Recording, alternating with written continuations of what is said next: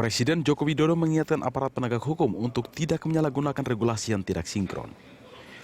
Jokowi meminta tak ada pihak yang memanfaatkan ketidakselarasan aturan untuk menakut-nakuti pemerintah. Sebab pemerintah terus melakukan sinkronisasi regulasi secara berkelanjutan.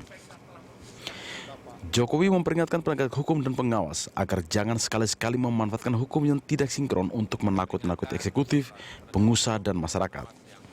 Di sisi lain, penyalahgunaan regulasi ini dapat berdampak negatif terhadap agenda pembangunan nasional. Bahkan Jokowi menyebut mereka yang melakukan hal itu sebagai musuh negara. Presiden Joko Widodo menyampaikan 3 agenda besar yang harus diwujudkan dalam pencegahan korupsi di Indonesia. Ketiga agenda tersebut ialah pembenahan regulasi nasional, reformasi birokrasi, dan peningkatan kampanye literasi anti korupsi di tengah masyarakat. Sementara itu, regulasi yang tumpang tindih harus dijadikan prioritas untuk dibenahi sebagai agenda besar, yakni regulasi yang tumpang tindih, tidak jelas, dan tidak memberikan kepastian hukum yang membuat prosedur berbelit-belit. Jokowi menyadari bahwa saat ini masih banyak aturan yang belum selaras. Karena itu, pemerintah berkomitmen untuk membenahi regulasi nasional. Salah satu upaya yang dilakukan pemerintah adalah dengan menerbitkan Omnibus Law. Melalui rancangan Undang-Undang Omnibus Law akan menyingkronisasikan puluhan undang-undang secara serentak. Dengan demikian, berbagai undang-undang bisa selaras dalam memberikan kepastian hukum guna mendorong kecepatan kerja, inovasi, dan akuntabel. Jokowi menegaskan, reformasi birokrasi berkaitan erat dengan perizinan dan tata niaga yang juga harus memperoleh perhatian khusus. Sebab yang berkepentingan terhadap perizinan bukan hanya pengusaha besar, tetapi juga pelaku usaha mikro, kecil, dan menengah yang jumlahnya lebih dari 60 juta dan menjadi penopang utama perekonomian nasional. Oleh karena itu, sistem perizinan dan tata niaga yang memberikan kesempatan bagi para pengambil rente harus segera dirombak dan menerapkan penyederhanaan birokrasi dan pemanfaatan teknologi informasi yang meningkatkan transparansi dan memudahkan masyarakat. Tim Liputan Berita 1. Jangan gunakan hukum untuk memeras, itulah topik dialog kita pagi ini. Presiden Joko Widodo mengingatkan para penegak hukum agar tidak memanfaatkan regulasi yang belum sempurna demi kepentingan mereka. Jika ada penegak hukum yang mengambil kesempatan dalam masalah ini, maka segudang agenda pembangunan nasional bisa terhambat. Dan untuk membahasnya, pemirsa, kita sudah terhubung dengan Deputi Pencegahan KPK, Pahala Nainggolan. Kita juga mengundang Anda untuk berinteraksi bersama kami melalui nomor telepon yang tertera di layar televisi Anda. Selamat pagi, Pak Pahala. Selamat pagi, Mbak. Selamat pagi, pemirsa Berita 1. Terima kasih sudah bersama kami pagi ini, Pak Pahala. Kemarin Pak Presiden mengatakan bahwa pembangunan menjadi lambat karena para pejabat merasa ketakutan. Bisa dijelaskan, Pak? Setuju. Jadi memang kita tahu bahwa kan kalau dulu Menteri PAN ya sekarang ya Pak Cahyo sebut bahwa negara kita ini udah bukan negara hukum lagi, udah negara aturan namanya. Karena saking banyaknya aturan yang keluar gitu. Dan itu sudah dirasakan lama di lapangan gitu, jadi asosiasi mengeluh gitu. Tapi begitu pandemi sekarang ini semakin terasa gitu. Karena yang paling pokok misalnya soal pengadaan gitu ya. Sudah disebut di Inpres bahwa pengadaan ini dikawal LKPP dan BPKP. Sudah direlaksasi, model pengadaannya sangat sederhana. Kalau bahasa sederhananya tunjuk langsung aja lah gitu. Sepanjang ada beberapa syarat yang disebut yang lebih banyak dokumen pendukung saja gitu. Ini yang Anda maksud pengadaan di kementerian lembaga saja? Di semua, sampai di daerah-daerah terkait pandemi ini pengadaannya khusus prosedurnya dan sangat sederhana. Mau berapapun pengadaannya tunjuk langsung saja boleh. Harga berapapun asal ada bukti bahwa itu harganya ada, itu boleh. Itu karena kita menggunakan undang-undang darurat, Pak Pahala? Betul, betul. Jadi regulasinya sudah dilompat supaya dia lebih rileks gitu ya. Hanya kan aparat pemerintah ini atau pejabat pengadaan ini kan belajar juga dari sejarah. Gitu. Mereka bilang ke kami begini, apa jaminannya kalau kami lakukan ini maka tidak ada nanti, gitu ya, tidak ada nanti pelanggaran hukumnya. Kalau jaminan nggak ada, siapa juga yang bisa jamin. Gitu. Padahal pidananya ini bisa sampai 15 tahun ke depan. Yang mereka takut nanti kalau saya udah pensiun, ada yang utak-utik dipanggil. Nah, itu cilaka ya, lebih baik saya aman aja sekarang. Masih mikir pengadaan model lama. Kebayang ini yang terjadi sekarang di lapangan seperti itu, sehingga pada beberapa kasus penting kami justru ikut di dalam proses pengadaannya, gitu. Teknis sekali gitu, ikut dalam negosiasi untuk bilang bahwa ini harganya oke nggak, gitu. Ini kan lagi situasi nggak normal. Jadi kalau dipakai ukuran harga normal ya susah. Yang kecenderungannya itu mungkin yang Pak Presiden lihat bahwa sebagian besar pilih aman. Itu udah aman aja deh, mending lambat-lambat aja gitu, paling dimarahin. Daripada sok berinisiatif, siapa yang bisa menjamin Tapi saya nanti apakah Anda menangkap yang disampaikan Presiden kemarin skopnya hanya karena masa pandemi ini saja? Bukan kita berkaca di pengalaman sebelumnya, misalnya November 2019, Pak Jokowi juga pernah mengatakan untuk warning kepada para penegak hukum, ultimatum, agar jangan menggigit yang benar. Anda melihat ini skopnya yang kemarin Presiden katakan untuk masa pandemi saja, Pak Pahala? Justru puncaknya lagi pandemi ini, seperti saya sebutkan, itu udah lama ini masalah, katakanlah perizinan berusaha. Itu udah berulang-ulang disebut. Dan kita bilang ini bukan soal teknologi dibuat ringkas, bukan. Banyak aturan yang udah sekian banyak itu yang udah kadaluarsa. Saya ambil contoh sedikit saja yang dikerjakan di Aksi Nasional Pencegahan kemarin. Izin domisili. Selalu disebutkan harus izin domisili. Yang mau mulai ini bisnis startup. Apa perlunya startup dengan domisili? Yang gitu-gitu kan. Tapi tidak ada juga yang berani nyabut ini izin domisili. Akhirnya pelan-pelan bisa dicabut di beberapa daerah. Ada izin yang berlebihan misalnya. Saya punya pabrik ada gensetnya, harus pakai izin genset. Nah, ini apa urusannya sih? Saya punya pabrik dengan genset yang izin. Tapi kalau saya nggak punya izin, itu udah jadi bulan-bulanan itu. Udah jadi bulan-bulanan. Saya bilang genset saya perlu solar, saya perlu punya tangki solar. Harus ada lagi izin penumpukan solar.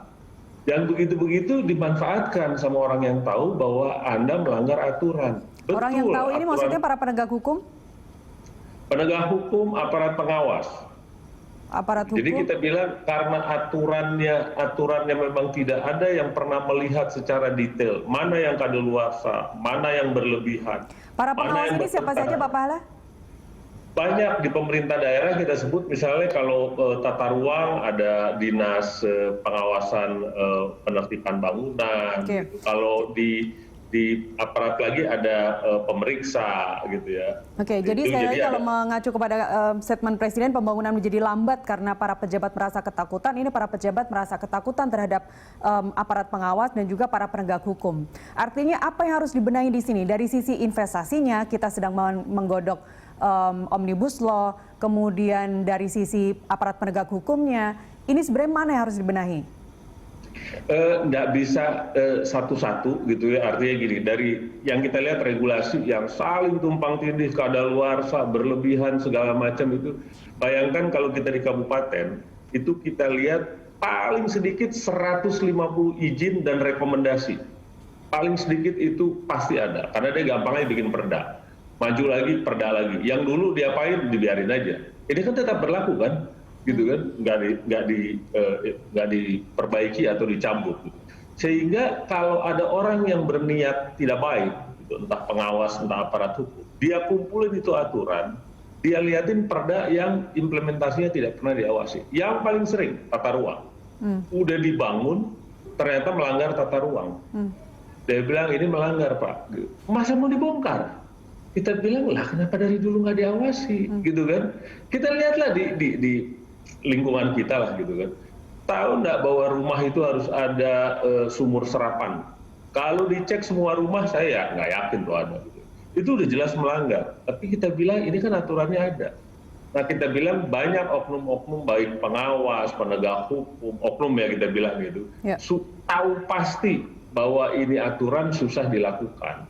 Ini aturan berlebihan, ini aturan conflicting satu sama lain, dan ini tidak pernah diawasi. Jadi kalau dia niatnya jelek, dia lihat, dia ke lapangan, dia bilang Anda melanggar. Benar dia melanggar, karena regulasinya masih belum dicabut, masih belum disinkronisasi. Di tingkat yang lebih besar kita bilang Omnibus Law mungkin bisa, diharapkan bisa mensinkronkan yang di tingkat pusat sampai daerah. Kita sebut gini, tata ruang. Kalau tidak disetujui oleh DPRD, maka dia nggak bisa investasi, ya kan, lambat ya. Di Omnibus dia bilang 60 hari tidak disetujui DPRD, menteri yang memutuskan. Nah, yang begini-begini kan terobosan yang kita tunggu sebenarnya, menutup peluang bagi siapapun aparat hukum atau oknum aparat hukum atau pengawas siapapun yang mau memanfaatkan aturan ini jadi kecil celahnya karena ada terobosan-terobosan yang disediakan. Jadi kita sangat mendukung sinkronisasi, tapi kalau bahasa kita lebih detail aja deh lihatnya gitu. Mana yang udah kadaluarsa cabut, mana yang berlebihan, regulasi itu kan untuk pengaturan. Ya. Pengaturan keamanan, ketertiban gitu. Kalau nggak ada konteksnya cabut saja gitu kan. Mana yang selama ini tidak diawasi, realitanya kayak apa gitu, disesuaikan aturan. Artinya harmonisasi kebijakan pemerintah yang di pusat dan daerah itu yang harus disinkronkan. Kalau mengutip Presiden, harmonisasi di sini harus diutamakan. Harmonisasi kita baca lebih detail gitu, mencabut beberapa yang sudah kadaluarsa, mencabut beberapa yang berlebihan, mencabut beberapa yang memang realitanya udah nggak bisa lagi dilakukan, gitu kan. Jadi sudahlah, daripada membuka peluang, kita adjust aja ini aturan gitu, lihat aja realitanya. Dan nah ini yang dibilang harmonisasi, conflicting antara pusat daerah, antar daerah ya, provinsi, kabupaten, dan antar kabupaten. Ini kerjaan besar yang kita pikir siapa yang mau mulai ya gitu ya. Melihat itu satu persatu dengan melihat di kabupaten aja. Paling sedikit 150 izin dan rekomendasi. Sementara kita kalau ingat beberapa tahun yang lalu Mendagri mencabut 4.000, digugat dan tidak bisa kan, dicabut oleh Mendagri 4.000 ya. Jadi udah kalau kita lihat di lapangan segini banyak gitu, jadi saking banyaknya yang aman saja, yang kalau pejabat pemerintah ya udah main aman aja kita.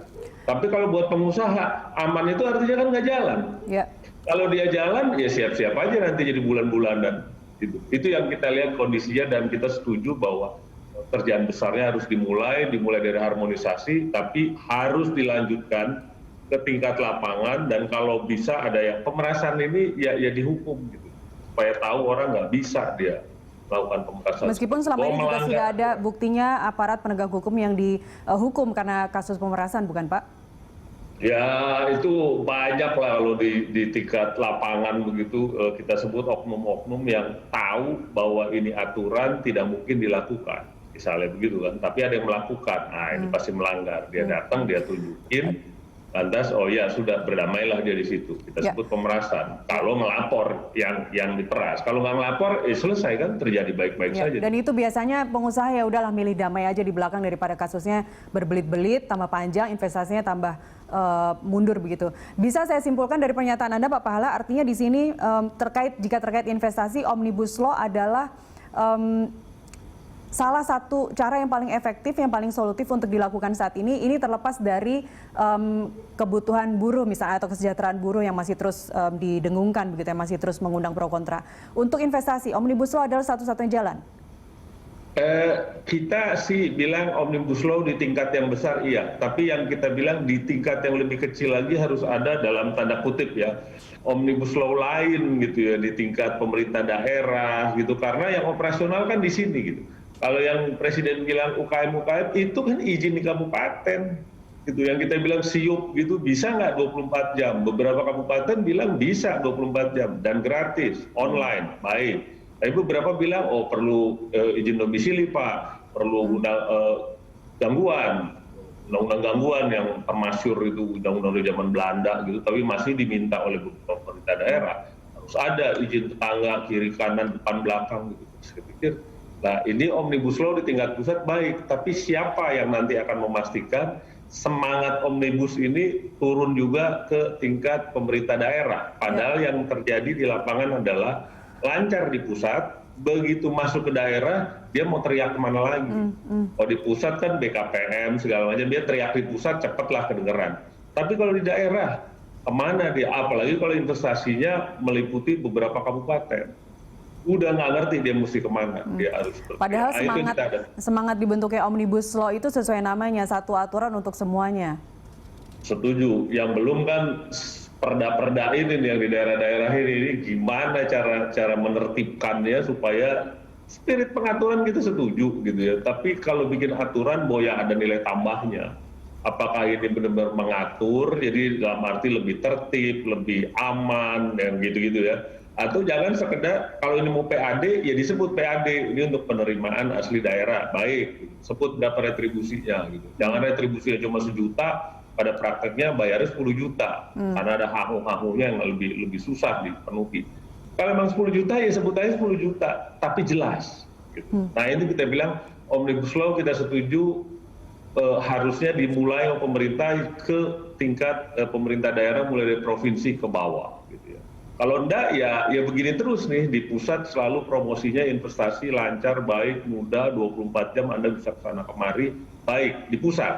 Begitu di daerah, kan pelaksanaannya di daerah kan, di pemerintah daerah, mulailah. Anda punya genset, harus ada izin. Solarnya ditampung, ada izin lagi. Gitu. Anda main tambang, ada bahan peledaknya, harus ada izin. Izinnya, rekomendasi ini, itu. Nah, yang begini-gini ini sekarang di lapangan benar-benar terjadi. Dan kalau investor yang mau benar ikut, dipastikan lama. Kalau mau nekat, mau pokoknya cepat aja investasi terjadi, dipastikan dia siap-siap jadi bulan-bulanan beberapa oknum yang tahu pasti soal regulasi yang bisa dimanfaatkan. Baik, artinya Anda soroti di sini terkait investasi adalah perizinan memang yang selama ini selalu menjadi PR besar. Selalu, sampai sekarang selain izin, kalau dia sudah jalan juga macam-macam nih, ada retribusi yang aneh-aneh gitu kan. Jadi lagi mau izin dia udah susah, begitu udah dapet, kalau udah jalan kan belum tentu juga dia 100% tidak melanggar izin. Tiba-tiba ya ini kita bilang bahwa Anda punya boiler itu harusnya ada izinnya gitu. Boiler milik pengusaha. Punya izin buat apa? Oh, regulasi kami boiler itu harus diperiksa tiap 6 bulan karena untuk keamanan. Iya, tapi apa diperiksa? Kan enggak. Anda meriksa ada orangnya yang bisa tahu di boiler aman apa enggak. Dan kalau dia mau meledak, ya saya dulu pengusaha. Anda melihat draft itu ada di RUU Omnibus Law tidak, Pak Pahala? Belum. Kita bilang yang lebih detail-detail itu yang ya mungkin karena Omnibus Law ini tingkatan yang undang-undang ya. Tapi sesudah ini apa ya yang ke bawah ini loh, yang di operasional ini menertibkannya gimana? Lihat otonomi daerah. Karena kalau otonomi daerah, otonomi gubernur itu mengacunya kepada perda. Padahal banyak perda yang bikin tumpang tindih dengan regulasi yang ada di pemerintah pusat. Betul. Okay. Nah itu kan kita bilang Mendagri nyabut aja digugat kalah. Ya. Nanti siapa yang bisa nyabut gitu. Itu juga terkait dengan investasi atau terkait dengan penanaman modal. Bagaimana dengan penanganan kasus selama ini di tindak pidana korupsi sendiri? Apakah masih ada juga regulasi yang tumpang tindih? Kita lanjutkan diskusi kita, Pak Pahala. Jangan dijawab dulu. Kami kembali usai jeda pariwara berikut. Pemirsa, tetaplah bersama kami.